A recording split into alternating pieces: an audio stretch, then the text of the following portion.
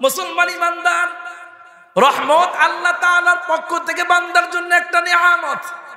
এই রহমত শূন্য যদি আল্লাহর কোনো বান্দা হয়ে যায়, আল্লাহর কোনো বান্দা থেকে যখন আল্লাহ রহমত সরায় নেয়, তখন বান্দাটা মুসিবতের মধ্যে পড়ে যায়।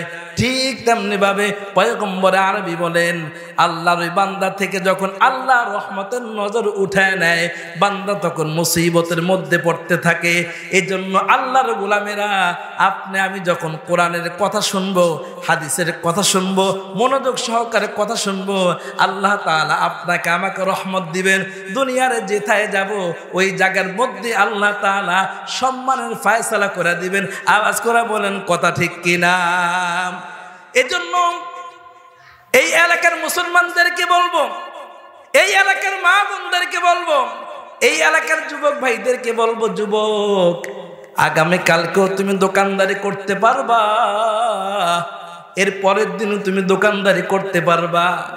আজকের দোকানদারিটা যদি আল্লাহর জন্য বন্ধ করে দাও, কোরআন হাদিসের মাহফিলে যদি তুমি চলে আসো, এই যে মানুষগুলো মাসের পর মাস তারা কষ্ট করে একটা মাহফিলের আয়োজন করেছেন, কোরআন হাদিসের এই মিলন মেলা মিলাইছেন, এই মজমাটাতে কোরআন হাদিসের আলোচনা হইতেছে।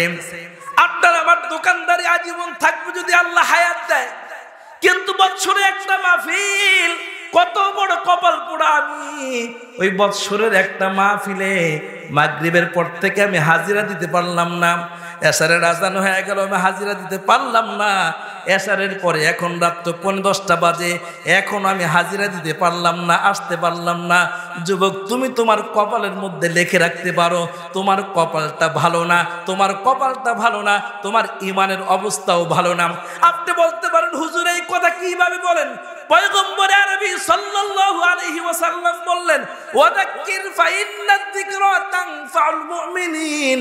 আল্লাহর নবী বলেন, সাহাবীরা শোনো, আমাকে আল্লাহ তাআলা এই মাত্র আদেশ করেছেন, ও নবী, ওয়াদাক্কির ইয়া মুহাম্মদ, ওয়াদাক্কির, ও মুহাম্মদ, আপনি আলোচনা করেন, ফাইন্নাদ যিকরা তানফাউল মুমিনিন। আপনি ঈমানি কথা বলতে থাকেন, ঈমানি কথা আলোচনা করতে থাকেন। ঈমানি কথা আলোচনা করলে তাদের ঈমান বৃদ্ধি পাবে।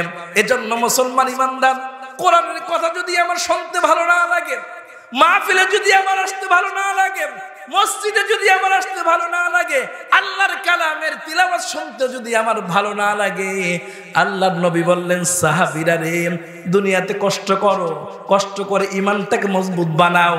ঈমানটাকে মজবুত বানাইলে আল্লাহ তাআলা বিনিময়ে তোমাদেরকে জান্নাত দিবেন।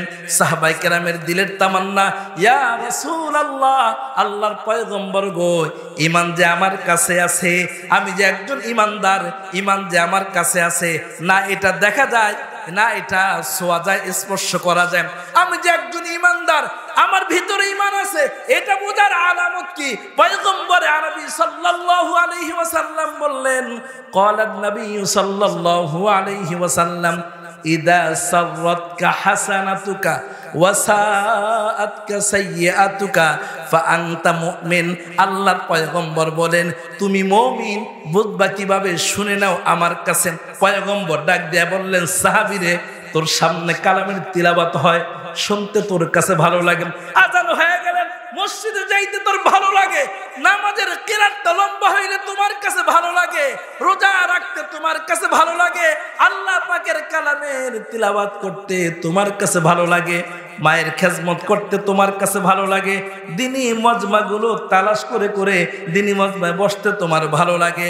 আল্লাহর পয়গম্বর বলেন, এক কথায় ভালো কাজ করলে যদি তোমার অন্তরের মধ্যে প্রশান্তি পাও, তাহলে আল্লাহর শুকরিয়া আদায় করো, তোমার ঈমানটা ভালো আছে। এ মুমিন মুসলমান, আল্লাহর পয়গম্বর বলেন, যদি বিপরীত হয়ে যায়, নামাজ পড়তে ভালো লাগে না, রোজা রাখতে ভালো লাগে না, বিভিন্ন অজুহাত দিয়ে আমরা রোজাটা ভেঙে দেই, মসজিদে যেতেও আমার ভালো লাগে না, আল্লাহর কালামের তিলাওয়াত করতেও ভালো লাগে না, অথচ আব্বা আম্মা সব করে সন্তানকে ছোটবেলা কোরআন শরীফ শিখাইছেন। এখন সন্তানটা বড় হয়ে গেছে, 15 বছর 20 বছর বয়স, সন্তানটা নামাজও পড়ে না, কোরআনও পড়ে না, কোরআন পড়তে তার ভালো লাগে না। শুধু তাই না, জুমার দিন আজান হয়ে যায়, নামাজের সময়টা হয়ে যায় রে মুসলমান, আর মাত্র কয়েক মিনিট পরে জুমার নামাজের কাতার দাঁড়ায় যাবে, খুতবা হয়ে যাবে, ইমাম সাহেব খুতবা পড়বে। এমন সময় কয়েক কাতার মুসল্লি মসজিদে আসলো, অথচ আজান হওয়ার পরে কোনো মুসল্লি মসজিদে আসে নাই, দুই একজন বাদে।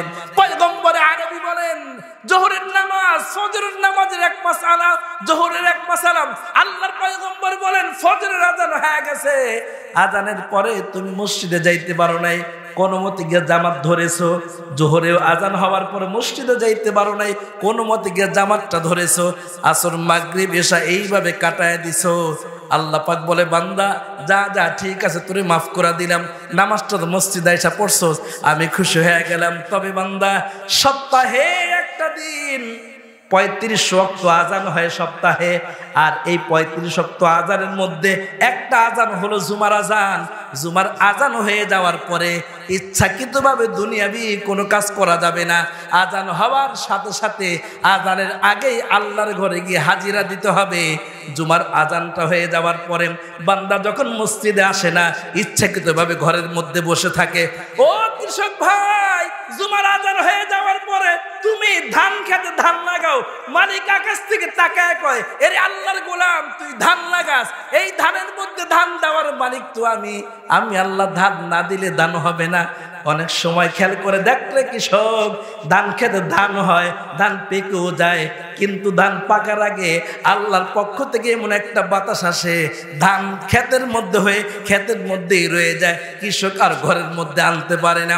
এই জন্য পয়গম্বরে আরবি বলেন আজান হয়ে যাওয়ার পরে যখন ইদা উজ্জিনাল আজান, যখন মুয়াজ্জিন সাহেব আজান দিয়ে দেয়, জুমার আজানের পরে ইচ্ছাকৃতভাবে আর ঘরে থাকা যাবে না, মসজিদে আসতে হবে।